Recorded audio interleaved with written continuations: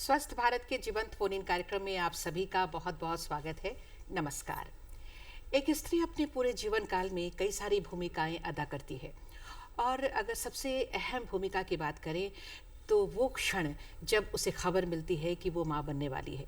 ये क्षण सिर्फ उसके लिए खुशी की लहर नहीं दौड़ती है उसके जीवन में, बल्कि पूरा परिवार ही पूरा खुशियों से उमड़ पड़ता है। और लेकिन ये जो गर्भ धारण की बात है या प्रसव की बात है, ये बिल्कुल सुरक्षित रहे और सब कुछ सही से हो, इसके लिए बहुत ज़रूरी है कि हम इसके लिए तैयारियां करें। जैसे ही एक जो जोड़ा है वो चाहता है कि अब उसे माता या पिता बनना चाहिए, तो गर्भ धारण के लिए जो तैयारियां होनी चाहिए वो जानना बहुत ज़रूरी है। और जब वो समय आता है, जब प्रसव का समय आता है, उस वक्त क्या कुछ करे क्या नहीं करे, ये सब भी जानना बहुत ज़रूरी है। और हमें पता है कि आप भी इन बातों को अच्छी तरह से जानना चाहते हैं, तो आप सब हमें इससे जुड़े सवालात कर सकें, इसके लिए आप हमें फ़ोन कर सकते हैं। तो इससे पहले कि आपकी मुलाकात हम अपने आज के विशेषज्ञ से कराएं, जल्दी से हमारा फ़ोन नंबर आप नोट कर लीजिए, ताकि आप हमें गर्भधारण और प्रसव के समय जो भी देखभाल की ज़रूरत है, जो भी हमें चाहिए, वो उसके बारे में सवाल पूछ सकें। हमारा फ़ोन नंबर है 0651228607। फ़ोन नंबर एक बार से फिर से बता देते हैं, 065122822607। और साथ ही साथ आपको बता दें कि आप हमारा ये कार्यक्रम दूरदर्शन पर तो देख ही रहे हैं, साथ ही आपको हम बता दें कि हमारा जो प्रसार भारती है वो आपके लिए एक नया OTT प्लेटफॉर्म लेकर आया है, वेव्स, जिसे आप बहुत ही आसानी से अपने मोबाइल पर डाउनलोड कर सकते हैं और दूरदर्शन के सभी कार्यक्रमों का आनंद ले सकते हैं। तो DD झारखंड, हमारे YouTube में DD झारखंड का चैनल है, आप उसमें भी सारे कार्यक्रमों को देख सकते हैं। तो जल्दी से अपने मोबाइल पर डाउनलोड कीजिए वेव्स और सारे कार्यक्रम को आनंद लीजिए। और यूट्यूब में हमारा DD झारखंड तो आप देखते ही हैं। तो चलिए अब आपकी मुलाकात हमारे आज के विशेषज्ञ के साथ करा देते हैं। आज हमारे साथ हैं डॉक्टर समरीना कमाल आलम, जो कि एसोसिएट प्रोफेसर हैं और एकेडमिक हेड हैं department of ops and gynae सदर हॉस्पिटल रांची में। तो डॉक्टर साहब, आपका बहुत बहुत स्वागत है हमारे कार्यक्रम में। नमस्कार डॉक्टर साहब, आज का जो सवाल है जो हमने दर्शकों को फ़ोन कॉल्स दे ही दिया है, बहुत उम्मीद है कि जल्द ही उनके सवालात आने लगेंगे। तब तक आपसे ये जानना हम ज़रूरी समझते हैं कि जब जो भी एक माता या पिता बनने के लिए जब तैयारियां शुरू होती हैं, तो सबसे पहला काम क्या करना चाहिए शादी के बाद? मैम, जैसे कि बोला जाता है कि जो शिशु जब जन्म लेता है तो वो माता का जो गर्भ का जो रास्ता है उसका जो यात्रा है वो सबसे दुर्गम और कठिन यात्रा होता है। और वो काफ़ी अनप्रेडिक्टेबल होता है, किसी भी समय कुछ भी गलत हो सकता है। तो इसलिए इसकी तैयारी भी बहुत अच्छी तरह और समय से पहले ही करनी होती है। पहले क्या देखा जाता था कि जब कोई स्त्री है वो प्रेग्नेंट हो गई, वो गर्भवती हो गई, तब 2 से 3 महीना बाद उसकी सास या उसकी माँ उसको लेकर आते थे डॉक्टर के पास। तो इसमें प्रेशियस जो बहुत इम्पॉर्टेंट टाइम है वो चला जाता है। वो है पहला 3 महीना।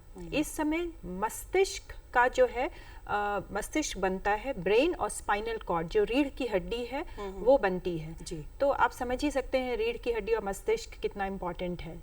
तो अब आता है एक टर्म प्री कंसेप्शनल काउंसलिंग जी। इसका मतलब है कि गर्भ में शिशु आने के पहले ही 3 महीना पहले आपको डॉक्टर के पास जाना है। वो आपके रूटीन इन्वेस्टिगेशंस करेंगे। बिल्कुल, ये जो रूटीन इन्वेस्टिगेशंस है सर मैम, इसके बारे में हम लोग बात करेंगे। एक दर्शक जुड़ रहे हैं हमारी फ़ोन कॉल के माध्यम से, उनसे बात करते हैं। हेलो हेलो जी, फ़ोन लाइन संपर्क टूट गया है हमारा उनसे, तो आप जारी रख सकते हैं जी। तो इसमें एक रूटीन इन्वेस्टिगेशंस होती है, जैसे कि हीमोग्लोबिन, क्योंकि अनीमिया जो है वो एक बहुत ड्रेडेड कॉम्प्लिकेशन है। इसका कई नस्लों तक इसका इफेक्ट देखा जाता है। जैसे कि मान लीजिए कि वो भ्रूण कन्या भ्रूण है, तो उसका आयरन रिजर्व कम होगा। अगर उसकी माँ का आयरन रिजर्व कम है, तब जब वो गर्भवती होगी तो उसका आयरन रिजर्व कम होगा और सभी लोग एनीमिक होंगे। जब हीमोग्लोबिन लो होता है, 11 से कम, 10 से कम, तो वो ब्रेन जो है, मस्तिष्क बहुत अच्छी तरह से काम नहीं करता है, उन्हें दुर्बलता लगती है। तो जो बेस्ट वर्जन की बात आजकल होती है ना, वो बेस्ट वर्जन ऑफ देमसेल्व्स वो लोग नहीं हो पाते हैं। तो इसलिए एक हो गया हीमोग्लोबिन, दूसरा है एक थायराइड। थायराइड का भी बहुत एक ज़रूरी इम्पॉर्टेंट इफेक्ट होता है ब्रेन डेवलपमेंट पे। इसमें जो भ्रूण होता है वो उसका मस्तिष्क अच्छी तरह से नहीं डेवलप होता है अगर हाइपोथायराइड मदर होती है तो इसलिए वो भी हम देख लेते हैं। और इसमें जो नॉर्मल लेवल होता है 5 तक, डिपेंड करता है लेबोरेटरी टू लेबोरेटरी, लेकिन प्रेगनेंसी में मैं ये बताना चाहती हूँ 2.5 से कम होना चाहिए। तो कई बार लोग इस भूल में रहते हैं कि हाँ 4 है मतलब नॉर्मल है, तो इसलिए इसे डॉक्टर के पास दिखाना ज़रूरी है, क्योंकि वो उसको उस नज़रिए से देखेगी। उसके बाद वो देखेगी कि उसका बेसलाइन ब्लड प्रेशर कितना रहता है, शुगर का लेवल कितना रहता है, क्योंकि अगर ब्लड प्रेशर हाई है या अगर माँ डायबिटिक है तो डायबिटिक मदर्स में शिशु में विकृतियां होती हैं। अच्छा। जैसे कि हार्ट में विकृति, चेहरे में विकृति, रीढ़ की हड्डी में, तो ये सब, या फिर किसी स्त्री को मिर्गी का दौरा आता है या वो हार्ट का कोई ऑपरेशन हुआ है, हार्ट डिजीज है जिसमें कि खून को पतला करने की दवा चलती है। जी। तो वो सब में जो दवाएं शिशु के लिए, भ्रूण के लिए हानिकारक है, उसको बदल करके एक दूसरी दवा दी जाती है ताकि भ्रूण जो है सुरक्षित रहे और माँ भी सुरक्षित रहे, ना उसे मिर्गी का दौरा पड़े, ना उसे खून के थक्के होने की बीमारी हो। तो ये सब उन 3 महीना पहले हम उसको करेक्शन मोड में लाते हैं ताकि, और एक फॉलिक एसिड देते हैं, छोटी सी गोली है लेकिन काम वंडर्स है, मैजिक है। तो जिससे कि आप कई बार देखते हैं कि जो रीढ़ की हड्डी में विकृतियां होती हैं या बहुत सारे क्लेफ्ट लिप, क्लेफ्ट पैलेट, बहुत सारे तरह के प्रॉब्लम्स जो बच्चों में विकृतियां होती हैं, वो सब को ये रोकता है। तो ये 3 महीना इस तरह से हमने देखभाल। कहने का मतलब है कि अगर कोई भी, किसी भी लड़की में अगर पहले से कुछ ना कुछ शारीरिक समस्या है तो फिर उसकी जांच हो जाती है, और जांच जरूरी है कराने के लिए जब हम प्रेगनेंसी, जब हम लोग ये प्लान कर रहे हैं, कम से कम 3 महीना पहले। और इसमें जो पिता जो बनने जा रहा है, जो पिता की भूमिका अदा करने वाले हैं, क्या उनकी भी कुछ जांच होती है? उनको भी जाना जरूरी है? बिल्कुल, उनको भी जाना जरूरी है, क्योंकि उस तरह से जो उनकी पत्नी जब गर्भावस्था में होती है तो वो बिल्कुल जो है वो इन्वॉल्व रहते हैं। और एक पति का इन्वॉल्व होना किसी भी स्त्री के लिए, हम सब स्त्रियां हैं, वो कितना इम्पोर्टेंट है, कितना ज़रूरी है, हम समझ सकते हैं। एक इमोशनल वेलबींग होता है, और जितना जो पति का साथ जिस स्त्री को मिलता है, मुझे लगता है गर्भावस्था उसके लिए बहुत ही सुगम और आसान होती है। बिल्कुल, और सुखद भी होती है। सुखद होती है। जी, बिल्कुल। तो उस समय प्रेगनेंसी के दौरान क्या कुछ करे ना करे, इस तरह की भी बातें होती हैं? जैसे बहुत सारी भ्रांतियां और भ्रम हैं जिन्हें हम मिथ्स कहते हैं। तो हमें समझना होगा कि ये मिथ है या ये साइंटिफिक बेसिस है इसका। तो बहुत से मिथ्स होते हैं, जैसे बैगन नहीं खाना चाहिए, अनानास नहीं खाना चाहिए, उससे बच्चा खराब हो जाता है, पपीता वगैरह की भी बात होती है। लेकिन ये सब बिल्कुल भी, इसमें कोई सच्चाई नहीं है, कोई साइंटिफिक एविडेंस नहीं है।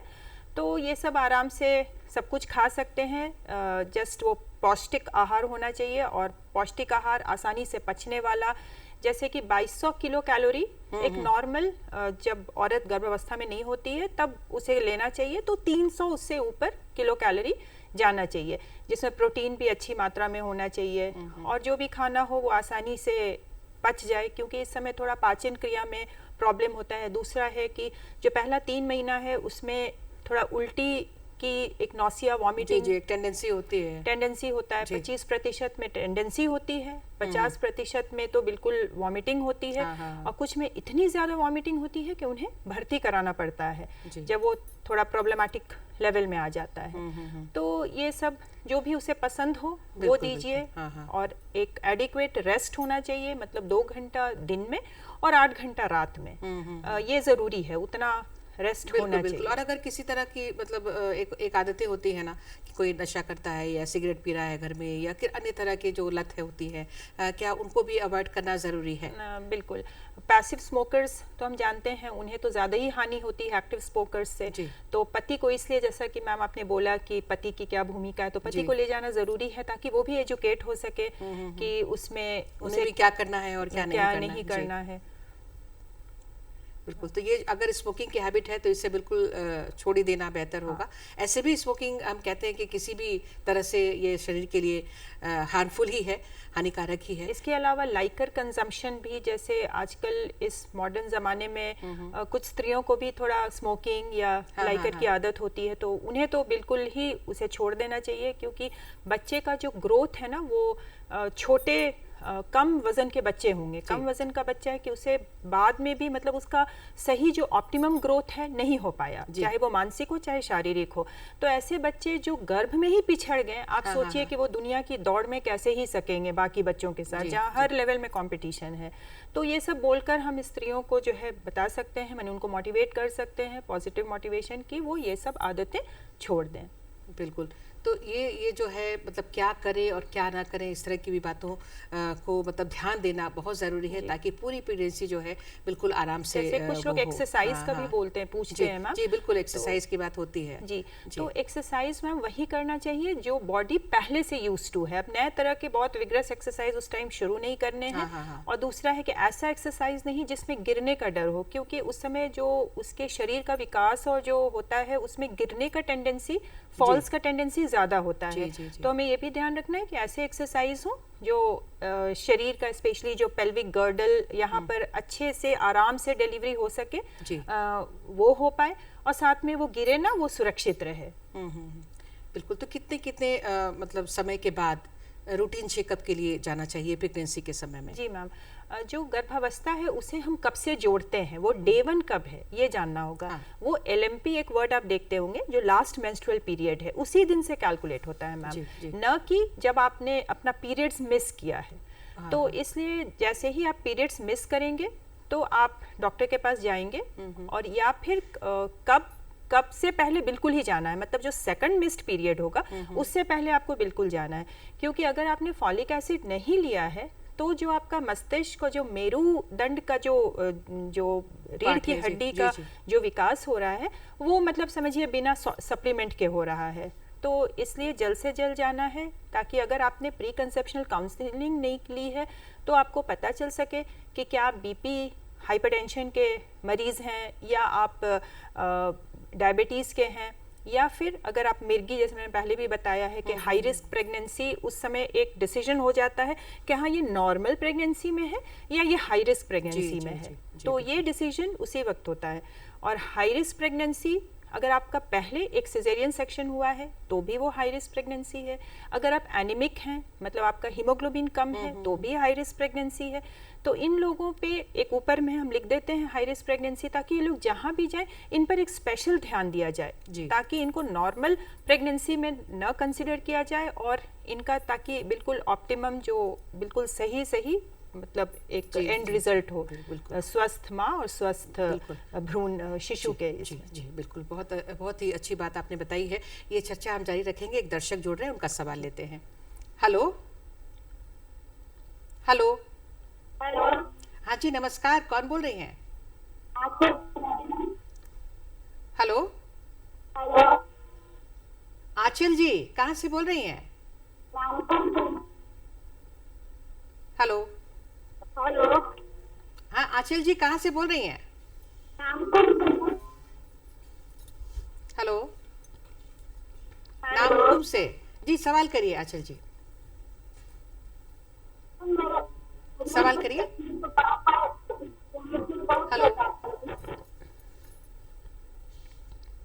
हेलो हेलो जी, उनकी आवाज़ हम तक पहुंच नहीं रही है, लगता है आज फोन लाइन में कुछ गड़बड़ी आ गई है। आंचल जी, हम चाहेंगे एक बार फिर से आप हमें फ़ोन करने का प्रयास करें, ताकि हम आपके सवाल ले सकें और जवाब दे सकें। हम अपने दर्शकों को एक बार फिर से अपना फ़ोन नंबर बता देते हैं, और स्क्रीन पर भी आप देख रहे हैं 065122822607 पर आप हमें फ़ोन कर सकते हैं, और गर्भधारण साथ ही प्रसव के बारे में जो भी सवाल आप पूछना चाहते हैं पूछ सकते हैं। हमारे साथ डॉक्टर समरीना कमाल आलम हैं, जो कि सदर हॉस्पिटल में है, स्त्री रोग विशेषज्ञ है। फिर से जी फिर से फ़ोन आ रहा है उनका। हाँ आंचल जी, हेलो। हाँ आंचल जी नमस्कार। जी सवाल पूछिए।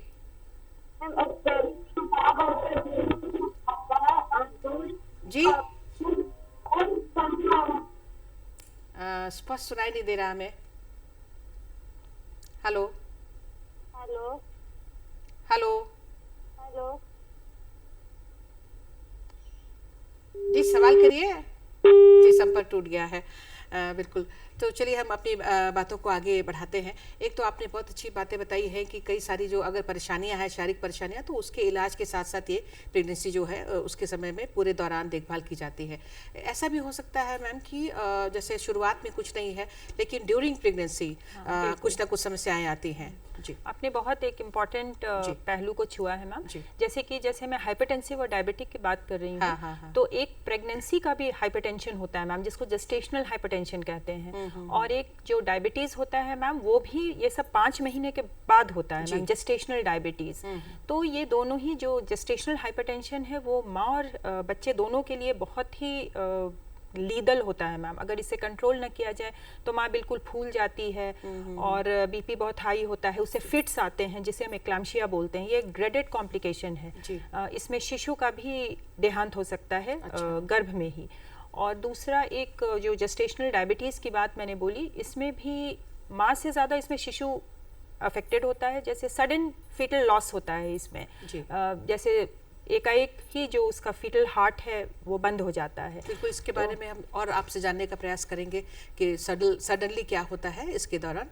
एक दर्शक जुड़ रहे हैं, उनका सवाल लेते हैं, देखते हैं इस पर आवाज़ हमें मिलती है कि नहीं। Hello hello hello. हेलो। हाँ जी नमस्कार, कौन बोल रही हैं? हाँ, मैं संदीपिका बोल रही हूँ। जी कहाँ से बोल रही हैं? मैं कमरे से। कंबड़ी से बोल रही हैं। जी सवाल करिए।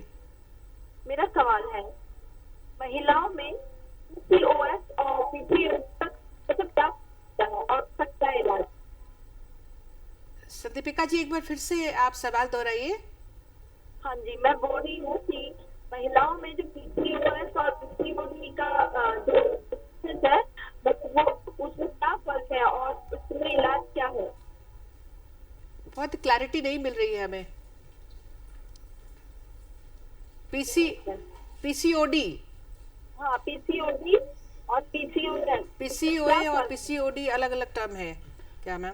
नहीं, पीसीओ को तो ये जो अभी टॉपिक है, जैसे आपने बोला है मैम, हाँ, ये गर्भ और प्रसूति से रिलेटेड जी। टॉक है। तो पीसीओडी पीसीओएस मैम एक अलग ही चीज़ है। हाँ, हाँ। इसमें क्या होता है कि जो हर महीने अंडा एक निकलता है अंडाशय से महिला का, इसमें अंडाशय नहीं निकल पाता है और मेल हार्मोन्स थोड़ा अधिक होते हैं, तो जिस वजह से इन्हें गर्भ धारण करने में कठिनाई होती है। जी, तो ये स्त्रियों का थोड़ा सा वजन ज्यादा रहता है, ये एंड्रोजेनिक होते हैं, मतलब मेल डिस्ट्रीब्यूशन ऑफ हेयर होगा, पिंपल्स होंगे। अच्छा। तो इनका इलाज हम करते हैं, जो इनमें सब फर्टिलिटी होता है, जैसे गर्भ धारण करने में समस्या होती जी, है, जी। तो हम इनमें वैसी दवाएं देते हैं जिससे कि अंडा रिलीज हो सके, जो कि हम बोलते हैं कि अपना बिहेवियर मॉडिफाई कीजिए, जंक फूड ना खाइए, एक्सरसाइज करिए, इससे इनका हार्मोन का जो संतुलन है पुनः सही हो जाता है। जी, जी। और उसके बाद ये गर्भ धारण करते हैं। तो उसके बाद इनके गर्भ में भी कभी कभी परेशानी होती है, क्योंकि जो प्रेगनेंसी थोड़ा डिफिकल्टी से कंसीव होती है, हम उसमें भी सतर्क रहते हैं कि कहीं पर भी प्रॉब्लम हो सकता है, जैसे वही जेस्टेशनल हाइपरटेंशन, जी, जी, जी, जेस्टेशनल जी। डायबिटीज। तो बस यही है। और रही बात पीसीओएस पीसीओडी, ये सब एक स्पेक्ट्रम वाली डिजीज है। जी। जैसे किसी में कम सिम्टम्स, कम लक्षण दिखते हैं, हाँ। और किसी में बहुत ज्यादा लक्षण होता है, तो ये स्पेक्ट्रम पे होता है। किसी में जैसे जस्ट एक मेल डिस्ट्रीब्यूशन ऑफ और हेयर होगा, आजकल ये बहुत ज्यादा देखने बहुत में आ रहे rampant है। हाँ, 20% लड़कियां हाँ, हाँ, बिल्कुल। और इससे जैसा आपने अभी affected। कहा है कि अगर गर्भ धारण करना है तो इसके लिए तैयारियां शुरुआत से ही होनी चाहिए, मैम। और इसके लिए हमारा खान पान बहुत ही बेहतर और होना एडिक्वेट जरूरी है। बीएमआई हमें रखना होगा मैम। एडिक्वेट बीएमआई जरूरी है। मतलब हमारी खान पान सही रहेंगे, हमारी जो एक्सरसाइज की बात आपने की है वो सब सही रहेगा, दिनचर्या सही रहेगी, और पॉजिटिव तो, मोटिवेशन, हाँ, मेंटल बिल्कुल, वेलबीइंग भी बहुत जरूरी है बिल्कुल, मैम, बिल्कुल, क्योंकि प्रसव के बाद ना बहुत सी स्त्रियां पोस्टपार्टम डिप्रेशन में चली जाती जी, हैं। जी। तो इसीलिए फैमिली का सपोर्ट, हस्बैंड का सपोर्ट, जैसे आपने बोला, और मैम जैसे पॉजिटिविटी, तो ये सब बहुत इंपॉर्टेंट है इससे। और मैटरनल फीटल बॉन्डिंग जो है हाँ, मैम, हाँ। वो भी बहुत जरूरी होती है, क्योंकि जैसे बच्चे का जैसे ही शिशु जन्म लेता है, हाँ, हाँ। हम बोलते हैं स्किन टू स्किन कांटेक्ट माँ से जितना जल्दी हो सके, जी, जी। और जितना जल्दी वो दूध पीना आरंभ करे वो उतना अच्छा होता है। सब positive hormones, positive neurotransmitters release होते हैं, माँ मतलब और दोनों के लिए बच्चे अच्छा होता है, माँ और दोनों शिशु के लिए। दोनों वो के लिए। पूरे जीवन तक उसका ये जो effect- बॉन्डिंग उस समय बनती है जी मैम, जी, वो पूरे जीवन काल तक ये जो बॉन्डिंग है वो देखने में मिलती है। हाँ। और इसीलिए ये जो पीसीओडी की बात कर रहे थे वो लगभग इसी से मिलता जुलता है, जो अभी आप बता रहे थे कि हम लोग अभी बात कर ही रहे थे कि पहले कुछ भी नहीं है, लेकिन आफ्टर प्रेगनेंसी भी बहुत सारी समस्याएं हो जाती हैं अगर हमारे हैबिट सही नहीं हो, या फिर कुछ और किसी और के लिए साइड इफेक्ट्स के रूप में भी हो जाते हैं और कई बार। उसके लिए रेगुलरिटी ऑफ एंटीनेटल विजिट्स भी बहुत इंपॉर्टेंट है। क्योंकि आप घर में रहते हुए कितना भी आपको सपोर्ट फैमिली से मिले, कुछ चीजें आप डायग्नोज नहीं कर सकते हैं। जैसे कि जेस्टेशनल डायबिटीज के लिए एक टेस्ट होता है, ग्लूकोज चैलेंज टेस्ट या ओजीटीटी, ये लगभग 5 महीने में की जाती है अगर वो हाई रिस्क ग्रुप में नहीं आती है। हाई रिस्क ग्रुप होता है जैसे अगर उसके माँ बाप भी डायबिटिक हैं या उसका वजन ज्यादा है, तो हम शुरू में ही पहले विजिट में ही कर लेते हैं, तो इससे है कि वो अनडायग्नोस्ड नहीं रह जाती है जी। तो हम पूरी तरह से उसमें क्या क्या प्रिकॉशंस लेने हैं और कैसे उसका शुगर लेवल मॉनिटर करना है, ये सब बताते हैं। फिर एक एडिक्वेट वेट गेन भी हम समझाते हैं। 10 से 11 केजी एक ऑप्टिमल वेट गेन है अगर पेशेंट नॉर्मल बीएमआई की है। जी। अगर पेशेंट का बीएमआई अधिक है, 25-26 से अधिक है, तो फिर उसका वेट गेन 7 केजी जैसा होना चाहिए। और एक भ्रांति भ्रम एक और है कि वी शुड ईट फॉर 2, हमें 2 के लिए खाना है। जी। ऐसा नहीं है, माँ के पास जो ज्यादातर जो रिजर्व है वो बच्चे के लिए पूरा पड़ जाता है, बस आपको एक एडेड सप्लीमेंट, जैसे मैंने बोला कि 300 किलो कैलोरी एनर्जी जो होता है, कैलोरीज एक्स्ट्रा लेना है, वैसे ही आयरन और कैल्शियम भी एक्स्ट्रा नीडेड होती हैं। क्योंकि जो भ्रूण का जो हड्डी का विकास होता है, स्केलेटन का विकास होता है, वो माँ से ही लिया जाता है, आयरन भी वहीं से आता है।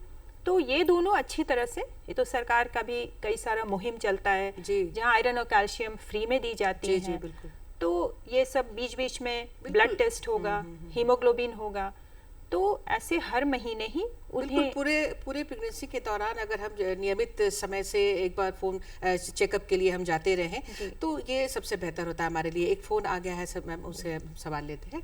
Hello hello hello. हाँ जी, नमस्कार, कौन बोल रही हैं? नमस्कार, मैं पिया बर्मन। अच्छा, पिया बर्मन जी। जी, अपर बाजार से पिया बर्मन जी, स्वागत है आपका कार्यक्रम में। बताइए क्या सवाल है? मैम, क्वेश्चन मेरा था कब और कितनी बार प्रेगनेंसी चेकअप करवाना चाहिए? एक्चुअली मेरी भाभी प्रेग्नेंट है और बार बार ना उनको गैस की समस्या हो जा रही है।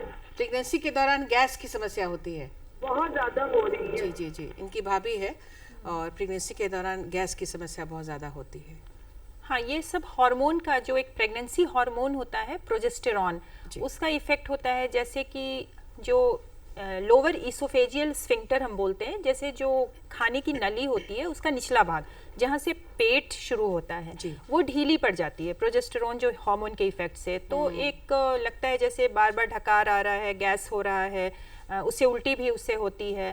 तो ये आप बिहेवियर मॉडिफिकेशन और खान पान चेंज करने से ही ये सही हो जाता है। जब बहुत ज़्यादा मुश्किल हो तभी दवाएं मांगनी चाहिए। और पहले 3 महीना में तो जैसे शिशु का हर कुछ बनता है उस समय ऑर्गन, जैसे चेहरे पे, बॉडी में, तो इस समय तो हमें इसके लिए कोई दवा न ही लें तो बेहतर है, और जो भी लें तो वो डॉक्टरी सलाह से ही लें। बिल्कुल, दवा तो बिल्कुल जितना भी कम हो सके प्रेगनेंसी के दौरान यूज़ करना चाहिए।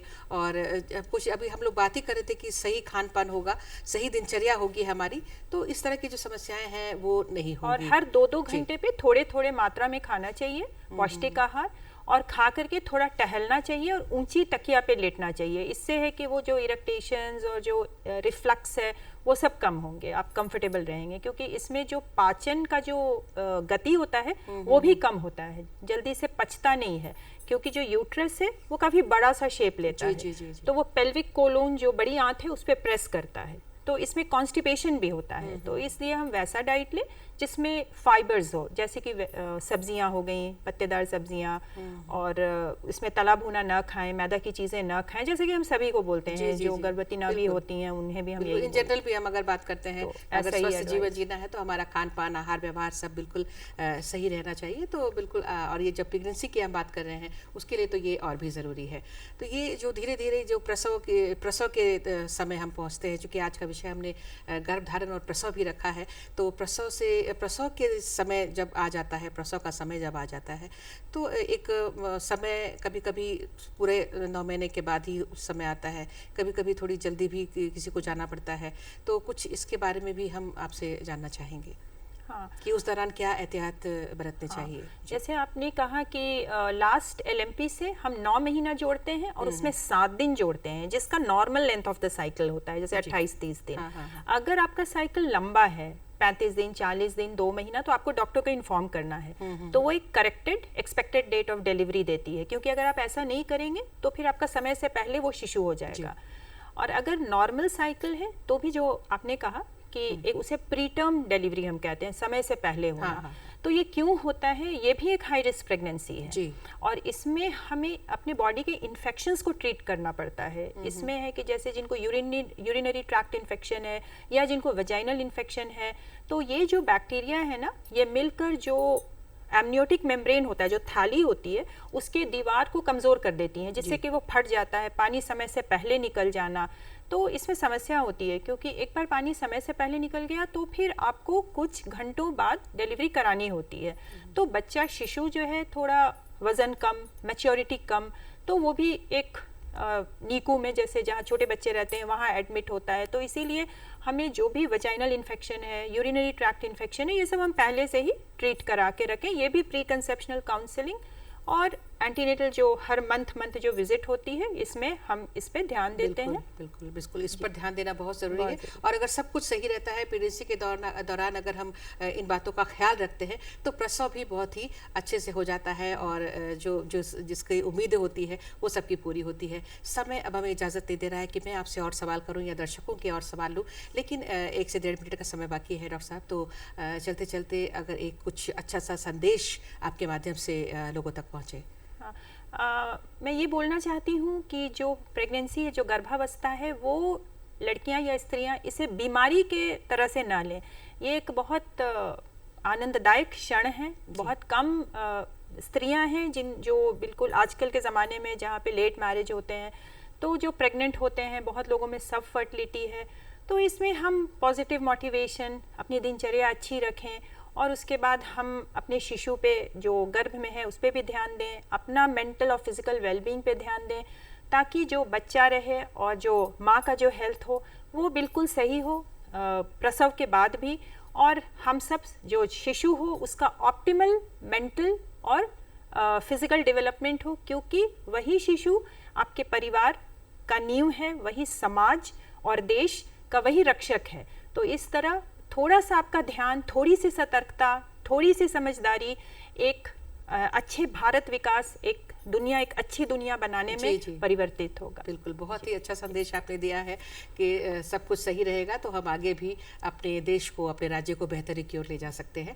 तो डॉक्टर साहब, आपने यहाँ पर बहुत सारे सवालों का जवाब दिया है। आप यहाँ पर आई हैं, आपका कीमती वक्त हमें मिला है। मुझे पता है कि कई सारे ऑपरेशंस को बीच में छोड़कर भी आपको आने का मौका मिला है भी यहाँ पर।